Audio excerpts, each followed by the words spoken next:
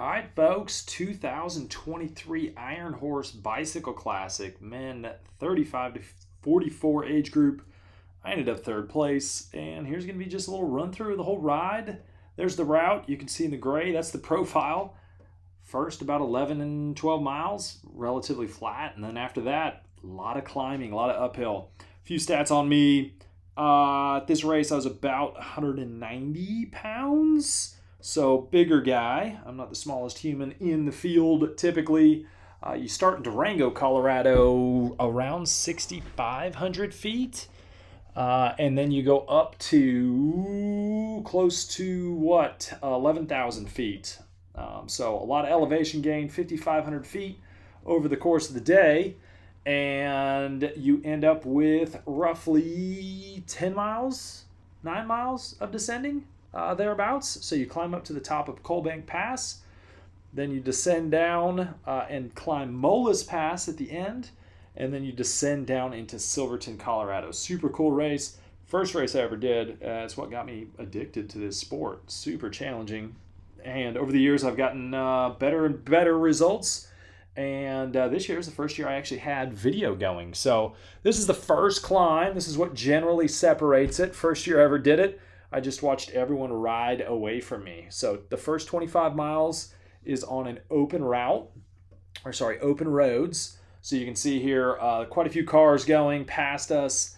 They close it down just past Purgatory Ski Resort. So a lot of these folks that you see going by are either going up to houses, homes along the route, or they're trying to get to Silverton before they close down this highway. Because they do their best to actually close the road from Purgatory all the way down into Silverton. So kind of a unique aspect of this. You're still asked to try to stay on the right side of the road because there's no way you can guarantee that cars aren't getting onto it. But as you can see, my power number's there in the bottom. Again, I'm about 190 pounds. So I had to push pretty good power on this first uphill incline. It's about a 2-mile stretch before you get a little bit of relief. And you can see on the left side there, I'll kind of walk you through some of these gauges. On the left side, you got the map at the top left. So we're heading pretty much due north from Durango to Silverton. Down below that, you have the percent gradient. You can see that kind of changing. Down below that, you got miles per hour. And in the center there, at the bottom, power, obviously, well labeled. RPMs on the right. And then at the top, you're going to see where I'm at on the course. Now, I'm not going to have power overlays for this whole thing because it's kind of tough to do that when you're not doing one straight clip. I started to do it. It took me so long just to get this in the right spot. So apologies in advance. I did make sure, stick around to the end because I did make sure I put data on the descent so you can see speeds. I actually ended up with a top, I think it was a top 5 time, all time on Strava, KOM on the descent, 8 seconds off the KOM. So you can take a look at, a fairly fast descending time and what that looks like.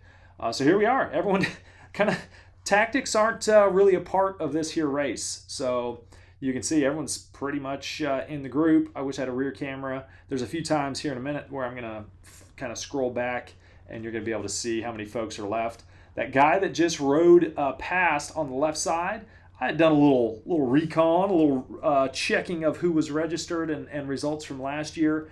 He was the guy who won it the year before. So he was the guy, obviously, I did not want to let roll away. And you just never know on this. You can't let folks go. You can't really rely on anyone else. The draft is pretty minimal at 11, 12 miles an hour. So I had to put a little dig in, make sure I jumped on this wheel. Anytime the camera's shaking like that, that's you can tell I'm standing. There's stabilization, but that's me standing. As soon as you get over, you're going to see the railroad tracks coming up, which is kind of a cool thing about this. So the race started between two brothers. One brother was a train conductor. The other was a cyclist. And there is a train that runs from Durango into Silverton. So all of these people you're seeing on the right side, cool little tandem that just went by, all these folks on the right side were part of the Citizens Tour, it's called. And their goal, kind of the main goal there, is to try to beat the train. The train takes about 4 hours to get from Durango to Silverton. So any time under 4 hours is a good time and kind of a goal for a lot of folks. So if you're doing the Citizens Tour, you start in downtown Durango by the train station, and your goal is to try to get there either before they open the highways back up, or ideally before you beat the train, you beat that 4-hour mark. So folks leave at all times of day. They have an official start for that, but these are folks that I think left a little before that because they're already up on the climbs. And I don't think the formal Citizens Tour starts till 8 a.m. And right now it's probably about 8 a.m. right now. So I went to the front. I was actually feeling pretty good. I went to the front here, followed. I was just trying to put some stress on folks and kind of see how they were feeling. Oh, here's an accident on course. Oh, something you never like to see. That person was okay. I saw him pop back up. But a cool part of this race, you do see all these folks. They're all sizes, shapes, ability levels. Everyone's out there suffering, and it's such a cool, inspiring thing to see other folks out there. You got all these like little carrots you can chase, but it sort of breaks up the monotony of what you thinking just about your suffering and power numbers and who's around you and whatever else. So here we're climbing through the valley.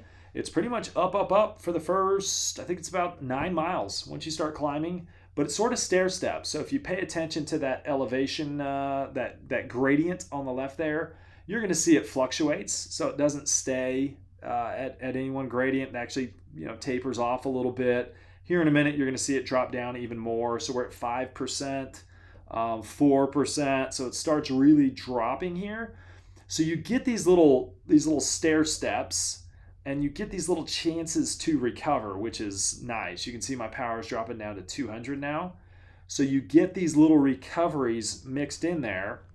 So if you can sustain the surges, in general, there are some little spots where you can get those recoveries. So not a ton really to talk about on this whole thing. I wanted to give you all the views. So the guy at the front right now, he won it the year before. The guy that just rode into my screen in the green, he was, I believe, 4th, top 5. I believe he was top 5 the year before. And spoiler, he actually goes on to win this race. So I cut forward a little bit here, a little more climbing. This is where I was trying to fade back to give everyone a feel for who all was left in this one. So I'm kind of fading to the back of this group. This is a spot where gradient wasn't super steep. I was feeling pretty good, so I was okay with moving backwards. I wasn't nervous. No one was going to throw in attacks. Typically, everyone just sort of rides at that sort of threshold level. You ride at what you can handle, and if you can't handle it, you end up getting dropped. But the fittest folks are riding just under their threshold, and so then it sort of becomes a power to weight game. Except for the fact that you do get these, you can see how the pace is increasing right here. So this is one of the little bit flatter sections. You actually have a couple slight little downhill sections. So I've not sped this up. This is real speed right here. So this is actually the speed with which we are going. And you can tell I'm actually getting some decent recovery. It's starting to bunch back up. Anytime it bunches up and you see folks not pedaling, you know that either it's a flatter section of road or there's possibly a little downhill section of road. That doesn't happen on the uphills. Now, something for a flatlander like me, I'm from Memphis, Tennessee, so we don't get climbs like this. I'm from Farmington, New Mexico, which is just south of Durango, which is why I come out and do this event. But you don't get these same sustained efforts. So training-wise, leading into this race, I ended up doing some longer sustained efforts. I had done the race before in the open category, and here's a little attack that's happening. I had done the race before in the open category. I believe this was actually the only attack that happened. There was a few little surges that happened, but this was like the only formal attack I saw the entire day. But anyway, the year before I did the open category, it was super cool. Quinn Simmons was in it. His brother Colby Simmons. Quinn, U.S. national champ now. He just won it here in 2023. Races for the Trek Little team. But I had a feel for what the duration of efforts were going to be. And then my goal was to do some harder, longer, sustained efforts at the numbers that I knew I was going to have to hold based on the previous year. So training-wise going into this, I got away from doing the more surgy, crit style, 30-second, 60-second style efforts to doing some more longer, sustained stuff.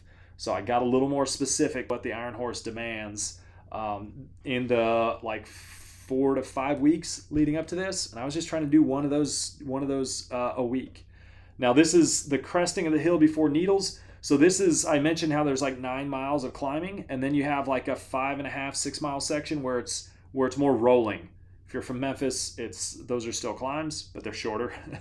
If you're from this part of the world, the Rockies, then or the San Juans, then it's really not.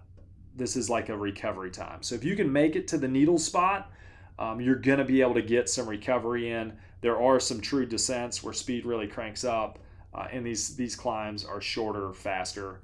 Here we are rolling past Purgatory Ski Resort. So if you've never been, awesome little ski resort. That's where I grew up skiing. And you can see Engineer in the background there. So this is about the spot, and I think I might show where we roll through it. No, I missed it. Where they close the highway. Now you can see we're still staying on the right-hand side of the road.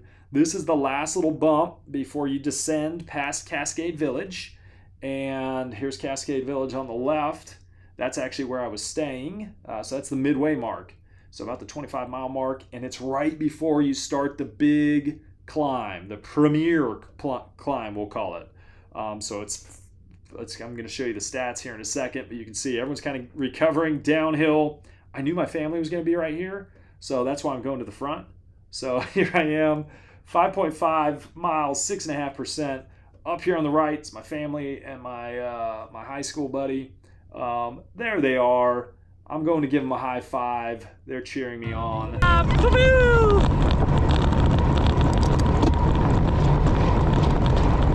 Little celebration there.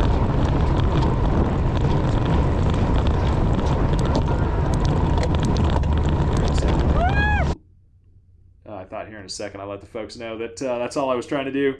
So now you settle in. So this is the one that I knew was kind of going to be the difference maker. It's long, it's sustained. The others are sort of stair steppers, but on this one, it's not a stair stepper really. You get one spot of relief around the 2 mile mark of this 5.5-ish mile climb, and you're already at higher altitude. So this pass, Cold Bank Pass, summits at around 10,100 feet. Or 10,003 maybe, something like that. 10,300 feet, I think.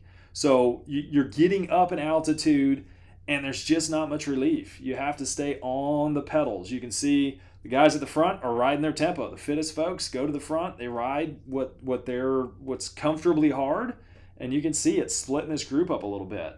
So the guy in the green, the eventual winner, is right there. Spoiler alert.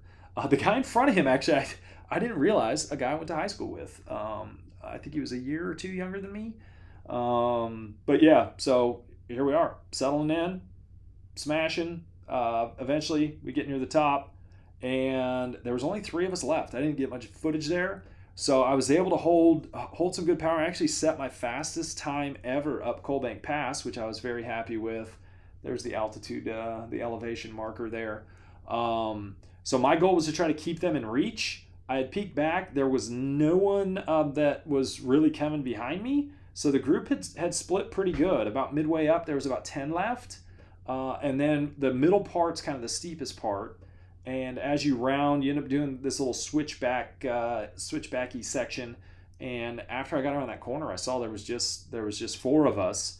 And those 3 were just, I was pushing close to 375 at 10,300 feet.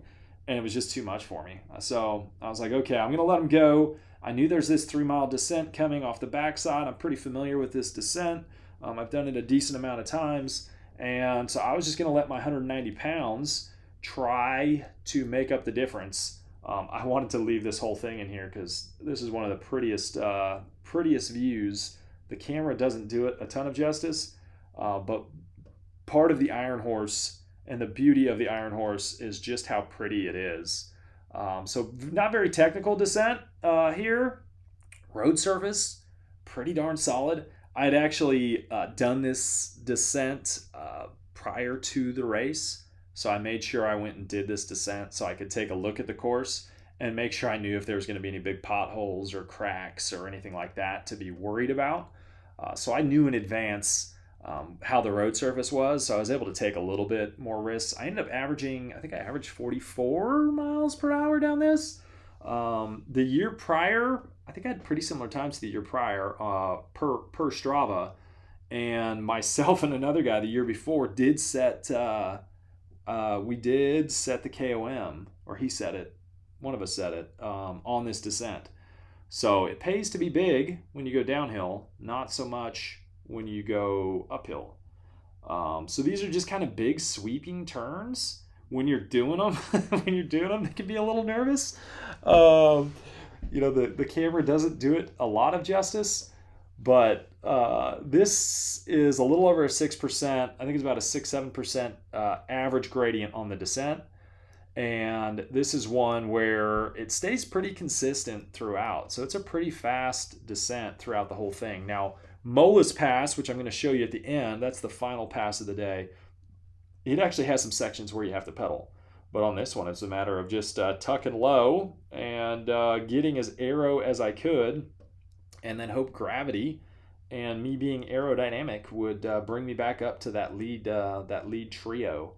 So you can see I'm coming up on someone here, and I believe this is, I don't think this is another person from another race, or maybe it is.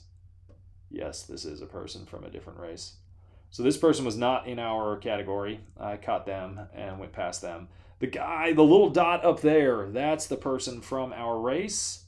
So that's the trio. There was a little gap between the guy who won it last year. There was a tiny gap between him. At least I think this is it. This might be the other folks. I may not be giving you good info here. That is not the people from our race. This is still, I guess this is still a ways up. So this just gives you a little perspective. Going a little faster than these guys. Definitely tucking a little bit more. And there's the folks. Now we're going places. There's the folks from our race. And this is kind of getting to the bottom part of this descent. And so it's going to flatten out here shortly. And then it's a matter of, there's actually a little hump before the end. So you go around this final corner here. That's the trio. So I'm going to zoom in here a second. But there's a little bump, and then it flattens out as you take this big sweeping right, and then you start Mola's Pass. Now, Mola's isn't actually as challenging as Coalbank is, but you start getting up at higher altitude, and you've got all the efforts from the ride. And kind of a weird part of this is you've not pedaled now for quite some time. And so your legs can kind of feel weird when you first start the bottom of this climb. This first little effort right here does not feel good. Here I am coming around him. But those two were the people from our, that were first and second. We never caught them. So they were right there, but that bump was just enough that we didn't catch them. So right here, good tempo being set. This is kind of the start of the climb proper. A little steeper at the bottom. It flattens just a tiny bit, and then the hardest sections, probably the top third of this climb, I feel is the toughest part, at least for me.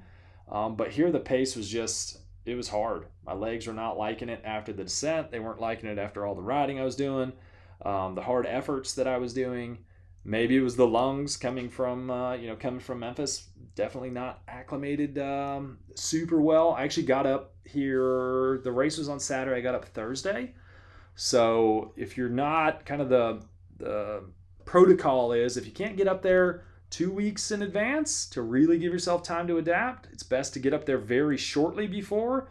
That way you don't have the poor sleep, the dehydration, the other stuff that can come from being at altitude. So there he was. He was just riding away from me. I kept trying to get time checks.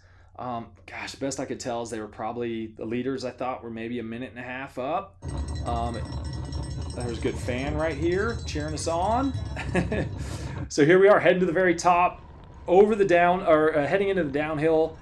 I figured I was about a minute back or 45 seconds to a minute back on third place. And then maybe upwards of a minute and a half on first and second. I wasn't really sure what was happening at the front. The colors here got a little weird trying to do the overlays, so I apologize about the colors on the road. It wasn't actually pink looking, but it seems kind of pink right now. But here's the full descent. So, like I said, I think I was 8 seconds off, or thereabouts, off the fastest KOM time on this descent. So I was really pushing hard. I knew, being a bigger guy, and knowing that I pushed harder on this than I probably would have if I weren't going for a podium position. So I knew I was close to the overall podium. And so I was like, I'm gonna give it a go. Again, I'm pretty familiar with these descents. I wouldn't recommend you just ripping a descent if you aren't familiar with it, but this is one I was familiar with. You can see speeds are going pretty good here. So 49 off to the right there, super pretty. There's a lake. I think it's Mullis Lake is right there. There's a little campground. You can do fishing and stuff there, I believe. Super cool spot. If you're looking for a beautiful place to visit, that place is awesome. Didn't have a chance to really take in the views too much here because, ripping at 56, 57 miles an hour. You can see in the distance there, that's one of the little, it's a little uphill. So you go from this downhill and then you end up having an uphill. So you're going to see my power quickly elevate. So I knew it was shorter. Course Recon helps. I knew this was shorter. So my goal was, hey, let's smash this. Let's keep the speed as high as I can.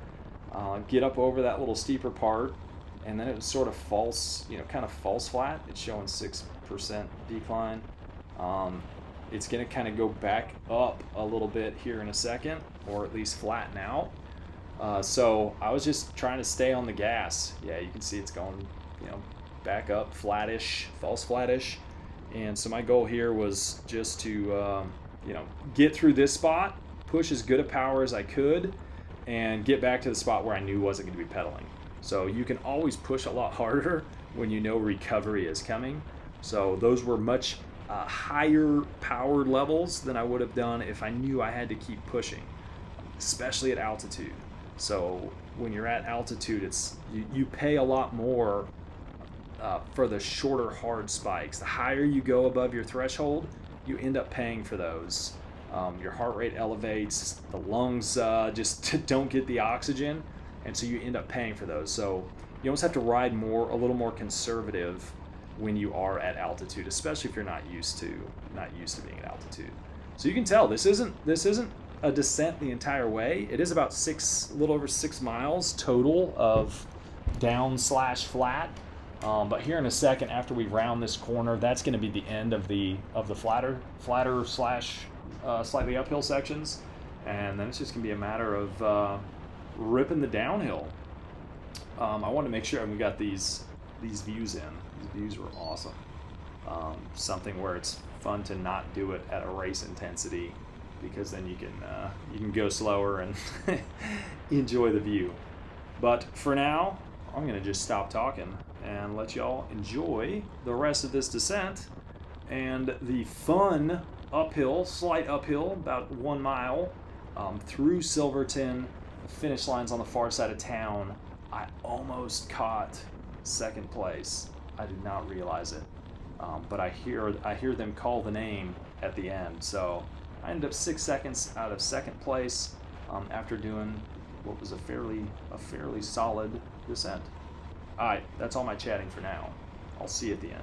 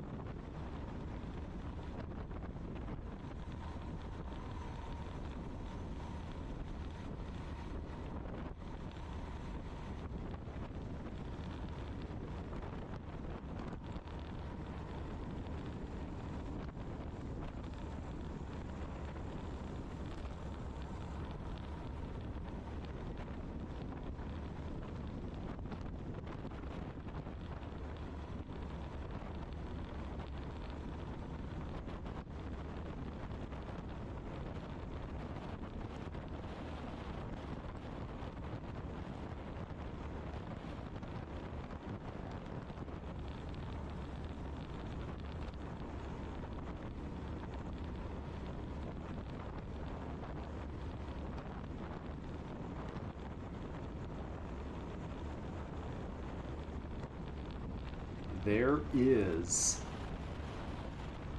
third place. My goal was to catch before we got onto the flat section. And sure enough, you can see in the bottom right, we're about to hit that big right-hander. That's the final, kind of the final real turn. And then you have a soft bend onto Main Street, onto that Main Street that runs up. So my goal was to carry speed by and go straight into this corner. And my hope was he was not going to be able to jump on. I wanted to catch him by surprise, take this at some good speed. And then I hoped I had a gap. I took a little peek back after this corner. There's Silverton to the left there. And I got on the power again. I was like, I'm going to push this gap out. My goal was to make sure I had a gap when I got to that little slight uphill as we head into town, because I knew I was going to have good power on the flat sections, especially after having that chance to recover. The 2%, 1-ish, 2-ish% that you have going through the city or town, I guess, I knew was going to be to my advantage if I had a gap. I just wanted to make sure no one was on my wheel, and so that's what I'm doing right here. I'm making sure that I get on the gas early. This is the last soft turn, and then it's a straight shot all the way through Silverton. One of the coolest finishes. So like I said, they close down traffic. So for most of the people, if you are getting a ride home from someone you need them to be over here already. They're not coming to pick you up once the race is done. So it turns into this fun party festival style atmosphere here in Silverton, and you can see it's coned off.